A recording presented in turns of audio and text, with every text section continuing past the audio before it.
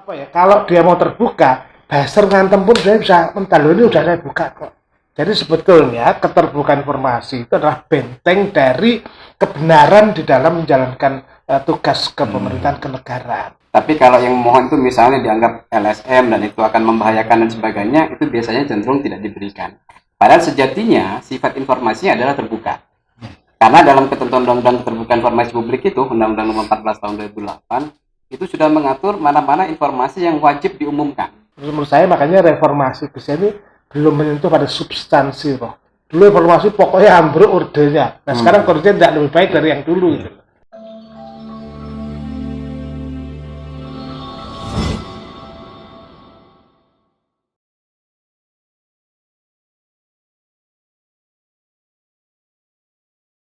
Assalamualaikum sahabat pustaka yang berbahagia. Hari ini kita hadir lagi di podcast JC yang insya Allah akan membahas tentang keterbukaan informasi publik.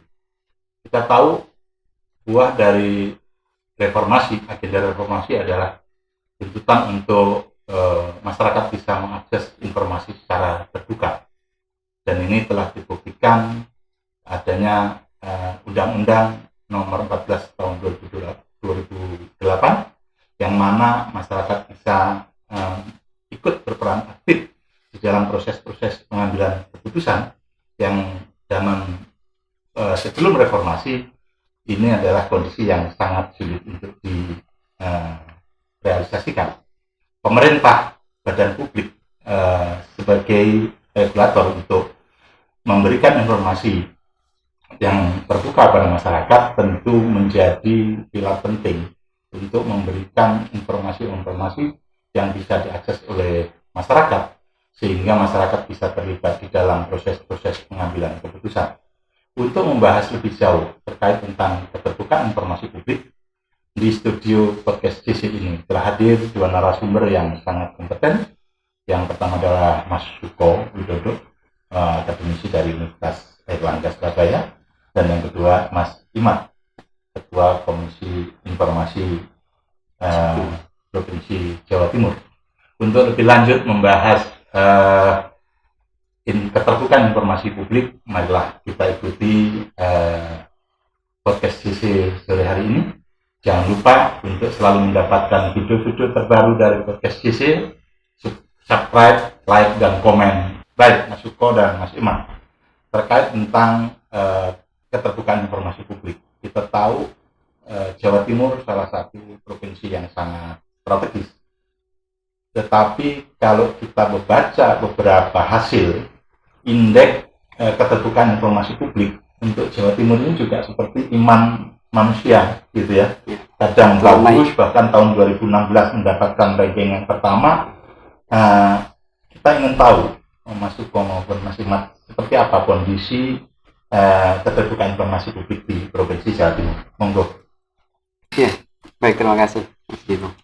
Jadi sebetulnya kaitan dengan iman tadi itu fluktuatif turun naik, kemudian itu lebih disebabkan kalau dalam teropong kami adalah kesungguhan dari badan publik dalam mematuhi ketentuan sebagaimana diatur dalam Undang-Undang Keterbukaan Informasi Publik. Jadi ada kalanya kemudian badan publik itu abai terhadap kewajiban-kewajibannya. Nah, tingkat abai ini kemudian kita ukur dengan tingginya angka sengketa informasi yang ada. Dan rata-rata sengketa informasi yang hadir di Komisi Informasi itu banyak hal-hal yang lebih bersifat prosedural.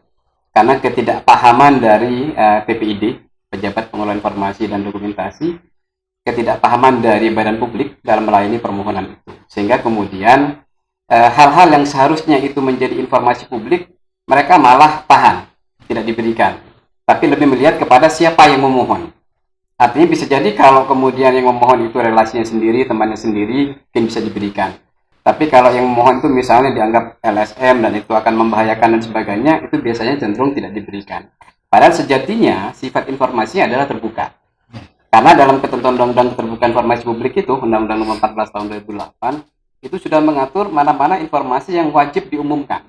Jadi yang wajib diumumkan itu ada dua. Wajib diumumkan secara berkala dan wajib diumumkan secara serta-merta. Kemudian ada yang wajib disediakan setiap saat. Nah, setiap saat ini artinya informasi terbuka tidak diumumkan. Tapi ketika ada publik yang ingin mengakses itu bisa diberikan. Salah satunya adalah dokumen lengkap dari informasi yang diumumkan. Kalau yang diumumkan secara berkala itu kan biasanya hanya ringkasan-ringkasan saja. Tapi dokumen lengkapnya, detailnya itu ada dalam kategori informasi yang wajib tersedia setiap saat. Nah, yang menarik kemarin dan mungkin sampai saat ini menjadi hal-hal yang juga perlu disikapi bersama kaitan dengan informasi yang wajib diumumkan secara serta-merta. Jadi serta-merta ini adalah informasi yang wajib disampaikan kepada masyarakat, tidak boleh ditunda karena menyangkut kepentingan dan hajat hidup orang banyak. Salah satu yang seksi kemarin adalah COVID-19. Kemudian yang terakhir tentang bencana alam, gempa misalnya, yang sering terjadi di Jawa Timur. Nah, itu sejatinya menjadi kewajiban dari badan publik yang menguasai informasi itu untuk menginformasikan kepada masyarakat. Jadi berkaitan dengan COVID misalnya, harus betul-betul diinformasikan bagaimana cara penanganannya. Kalau ditemukan ada masyarakat yang terkontaminasi, misalnya terpapar dan sebagainya, itu harus kemana? Itu informasi harus jelas disampaikan. Karena kalau itu tidak tersampaikan, maka masyarakat akan jadi korban. Karena ketidaktahuan informasi itu. Termasuk juga harus membuka seluas-luasnya akses untuk kemudian misalnya telepon atau media sosial apa yang bisa dihubungi. Sehingga masyarakat itu bisa dengan mudah untuk mengakses, menyampaikan informasi berkaitan dengan informasi yang kaitan dengan COVID-19 itu. Termasuk juga yang mungkin nanti jadi ikutannya, yang mungkin juga seksi perlu disampaikan, dan ini karena berdampak kepada semua sektor, terkait dengan anggaran COVID. Sampai sekarang ini kan anggaran COVID, penanganan COVID itu kan cukup besar. Dan hampir menyentuh dari semua anggaran dari masing-masing OPD atau SKPD itu.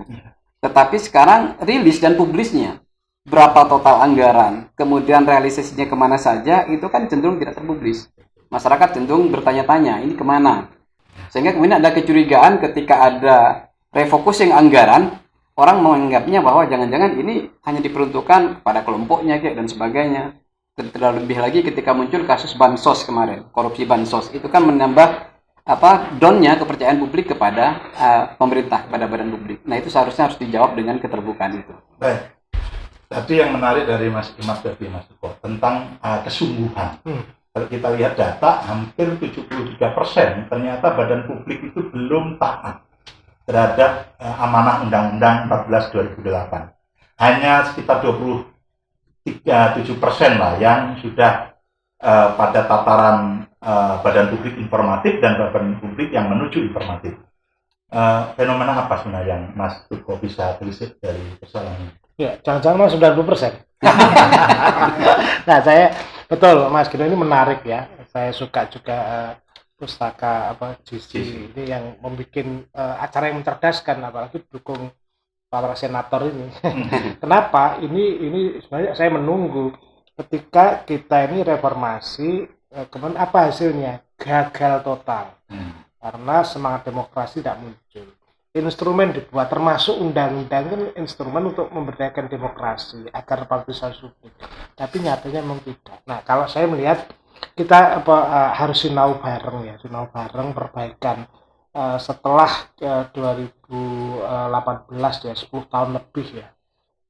Diterapkan kan mulai tanggal 1 Mei 2010 ya, dijalankan. Waktu Mas Imadudin malah pertama ini tokoh ini termasuk tokoh ini dari pejuang benar soal keterbukaan informasi publik, itu menjadi penting dan itu tujuannya untuk mengikis korupsi, kolusi, nepotisme agar orang tahu.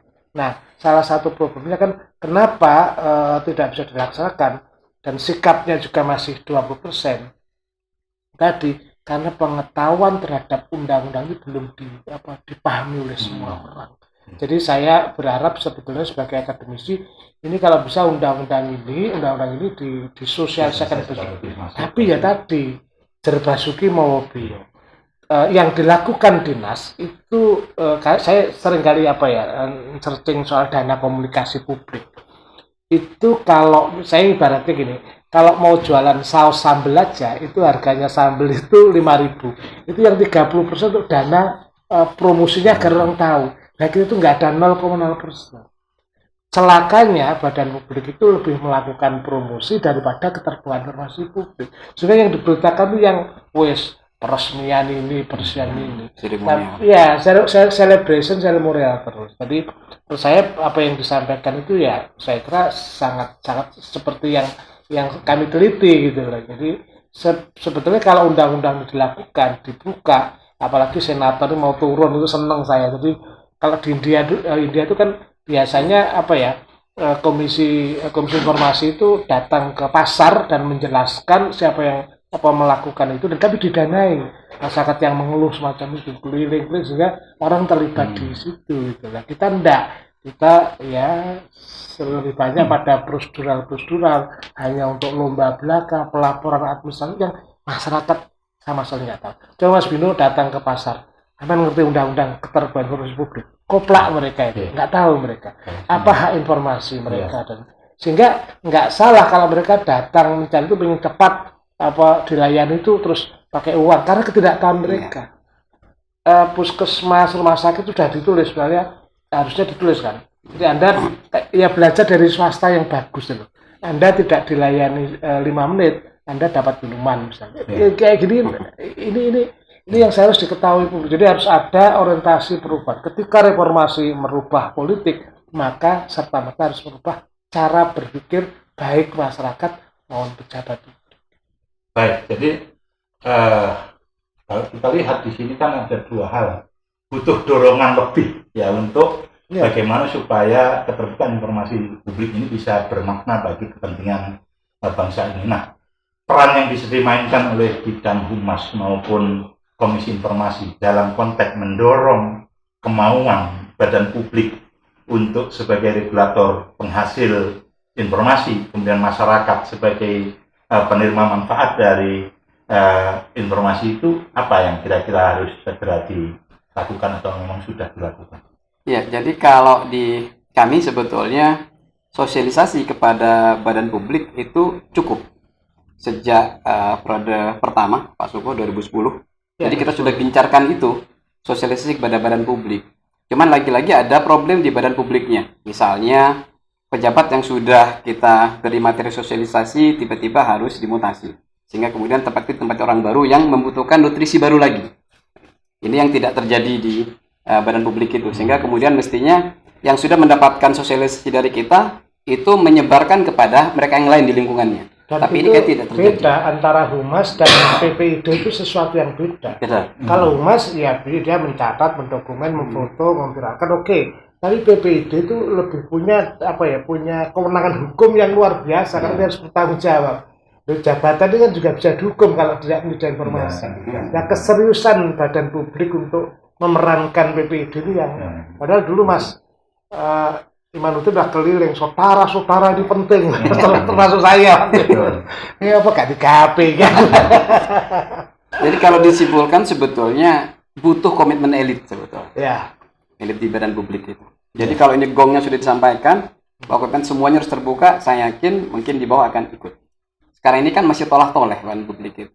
Sebetulnya dalam pencermatan saya di nuraninya dia ingin menyatakan bahwa ini semuanya terbuka kok gitu.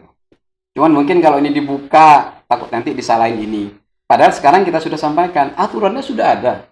Kalau sebelum reformasi, sebelum lahirnya undang-undang ini memang tidak ada aturan. Sehingga kemudian batas waktunya berapa lama tidak ada. Jadi kalau kita mengajukan permohonan informasi sekarang, bisa sampai 10 tahun juga belum pernah dijawab, kita nggak tahu mengadu kemana. Tapi kalau sekarang kan regulasinya sudah mengatur. Jadi diajukan kepada siapa, ada sanksinya juga, ada batas waktunya juga. Kalau kemudian tidak mendapatkan saluran atau dihalang-halangi, juga ada lembaga yang mengadili. Dalam konteks ini adalah Komisi Informasi. Semuanya salurnya sudah ada. Jadi sekarang tinggal kemudian bagaimana komitmen elit itu menjadikan keterbukaan informasi itu bukan sekedar kewajiban konstitusi, kewajiban regulasi, tapi lebih kepada kebutuhan.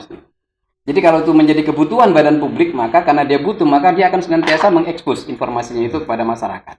Tapi karena bukan menjadi kebutuhan, mereka hanya berjalan sesuai dengan kewajiban aja. Dan biasanya mereka akan rapi kalau misalnya di warning akan ada penilaian, akan ada evaluasi dan sebagainya, baru didata. Tapi setelah itu lepas. Jadi kalau kita lihat di sini, apakah mungkin badan publik belum terlalu yakin bahwa dengan dia mendapatkan indeks yang bagus terkait tentang keterbukaan informasi ini tidak berkorelasi langsung dengan kinerja badan publik itu sendiri? Mungkin ada keraguan di situ. Ya karena seperti yang Pak Suko tadi sampaikan itu, karena kewajiban mereka itu kan lebih bersifat administratif. Jadi karena kewajiban mengumumkan, sehingga kemudian hanya dirapikan. Nah yang jadi problem ukuran betul-betul terbuka itu adalah ketika masyarakat butuh, masyarakat sudah bisa tahu. Bisa mengakses dengan mudah. Kalau memang itu informasi terbuka dan masyarakat membutuhkan informasi itu bisa diberikan. Jadi jangan sampai kemudian ada kesan mencoba menghalang-halangi. Karena ada beberapa kejadian misalnya, kalau yang meminta ini LSM yang dianggap misalnya agak ini, kemudian ditutup. Tapi kalau ini LSM yang jinak, taruhlah, misal begitu, mungkin dibuka. Dan ini di tataran Pemprov Jatim, OPD Pemprov Jatim aja, itu antara OPD yang satu dengan OPD yang lain, dalam menutup dan membuka informasi itu masih persepsinya agak berbeda. Iya, contoh kasus kemarin berkaitan dengan dana hibah misalnya, yang kemudian diakses. Ada OPD yang satu, itu dari awal sudah menyatakan informasi terbuka dan bisa diberikan. Kemudian itu bisa didiskusikan dengan pemohon. Kalau yang dimohonkan misalnya seluruh kabupaten kota di Jawa Timur misalnya, itu bisa didiskusikan sehingga mungkin diambil samplingnya hanya 2 atau 3 kabupaten misalnya. Tapi sifat informasi terbuka. Tapi ada OPD lain yang kemudian menyatakan ini informasi yang dikecualikan. Jadi dua objek yang lokusnya sama, tapi kemudian penyifatannya menjadi berbeda misalnya. Nah, ini yang nanti dibutuhkan, yang saya maksudkan komitmen elit itu akan menjadi keseragaman dan akan menjadi gong. Sehingga kemudian tidak ada alasan untuk kemudian menutup informasi yang memang seharusnya informasi itu terbuka untuk publik. Baik, mungkin ini perlu ditelisik lebih jauh lah oleh Mas Iko. Dalam situasi yang seperti itu, ketika sumber informasi yang dari badan publik dianggap tidak terlalu dipercaya oleh masyarakat, masyarakat lebih banyak mengakses informasi justru karena mungkin kesulitan, karena faktor keengganan tadi, justru masyarakat banyak mengakses dari sumber informasi yang lain. Nah, celakanya ada pejabat publik yang justru terjebak pada permainan itu, sehingga beberapa waktu yang lalu ramai pemanfaatan buzzer yang diindikasikan dipakai oleh pejabat publik kita. Nah, ini seperti apa, Mas Iko? Iya, menanggapinya? Bukan hanya itu, misalnya soal COVID, kasus kesehatan Mas Ima tadi sampaikan itu ya. Ketika sebenarnya kan pada situasi yang darurat ini, publik kan bisa langsung mengaksesnya serta-merta, mohon maaf ya, Departemen Kesehatan kayak atau puskesmas mengadakan informasi semacam itu. Apa COVID itu, risikonya apa, dan kemudian dengan bahasa tentu yang masyarakat ketahui. Ini relatif enggak, akhirnya masyarakat tuh lari ke medsos. Jadi kan lihat itu hampir 90% orang tuh larinya ke medsos semua itu. Wis mulai gawe kunir, diombe, jamu, polo pendem mayit, wis diombe. Nah, maksud saya kalau ada standar informasi, nah itu loh. Itu contoh bagaimana kalau badan publik yang punya otoritas misalnya bidang kesehatan memiliki lembaga itu, dia otomatis akan mengumumkan. Nah, yang parah kemudian itu kemudian ruang itu dimanfaatkan para buzzer untuk politik situ, sehingga yang mestinya ini kalau dia mau terbuka, buzzer ngantem pun dia bisa mental, ini udah saya buka kok. Jadi sebetulnya keterbukaan informasi itu adalah benteng dari kebenaran di dalam menjalankan tugas kepemerintahan kenegaraan. Nah, ini yang saya kira bagi para pejabat atau pemangku kepentingan, bukan hanya pemerintah, partai politik juga harus, polisi juga harus, tentara juga harus, badan publik gitu loh. Jadi, nah kita masih belum suasana itu, iklim terhadap ini loh, bahwa saya ini dipilih misalnya, itu saya ini pembantu, saya ini buruh rakyat. Nah, rakyat lah yang saya harus mempertanggungjawabkan pada juragan-juragan saya itu loh. Ini konsep ini, menurut saya makanya reformasi ke sini belum menyentuh pada substansi loh. Dulu reformasi pokoknya ambruk ordenya. Nah, sekarang ordenya tidak lebih baik dari yang dulu gitu. Nah, tidak asal. Jadi harus ada reasoning terhadap sebuah keputusan. Semua keputusan yang diambil oleh pemerintah itu harus dipertanggungjawabkan, harus diceritakan. Kenapa kok bikin jalan tol ini? Ini loh karena ini. Kalau sudah diberitahu dari awal, masyarakat bisa protes, ketemu di situ. Jadi lembaga itu ada solusinya. Makanya Mas, kalau saya lihat itu, ini kan cara saya sering, gimana caranya? Iya, harus dirawat karena komunikasi, misalnya hotline. Saya lihat itu kantor-kantor tuh hotline 24 jam. Tak telepon malah sorong-orong kok. Itu contoh bagaimana bagaimana modal lebih. Nah, itu harus cari profesor yang bisa melakukan itu. Jadi ini lebih dari butuh konsep kesadaran itu juga tenaga muda. Ya, itu yang harus dilakukan. Nah, kalau belum jalan, nah, misalnya lembaga itu kan bisa pakai JC ini kan bisa dipakai, termasuk podcast ini gitu loh. Ini datang ke sini terus umumkan kami telah melakukan ini, dan itu setahun 2 kali. Ini bagian dari bagus ini saya kira. Pemerintah diajari sama DC sama senator ini. Bagus ini kegiatan ini. Rutin kalau bisa sehari 3 kali. Baik, jadi memang kata kuncinya di situ justru keterbukaan informasi itu bagian daripada solusi untuk menangkal seluruh fenomena hiruk pikuk yang karena kalau dia terjadi, nanti tidak ada selintutan lagi, sudah tidak ada ruang bagi untuk korupsi. Kan tujuannya kan KKN dulu Pak Harto diturunkan kan hanya KKN korupsi, nepotisme. Lah kalau sudah tidak melakukan, ya ngomong anggaran boleh kok negara untuk menganggarkan kegiatan ini. Ngapain selintutan? Kalau belak kotak nggak ada yang ditutupi, ya sudah. Nggak perlu dicurigai kalau semua sudah dibuka. Iya, maka dasar tadi, hoax tadi tidak akan ampuh ketika ini bersih gitu loh. Jadi kata kunci menangkal buzzer itu justru keterbukaan. Iya.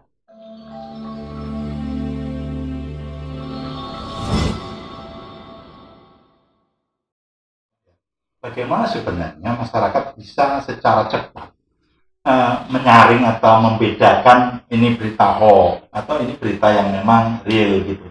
Nah ini kan sulit ketika trust terhadap, tadi sudah sampaikan, trust terhadap badan publik pemberi informasi resmi ini turun, masyarakat lebih banyak, hampir semuanya mengakses dari medsos yang kita tidak bisa bertanggungjawabkan sumbernya.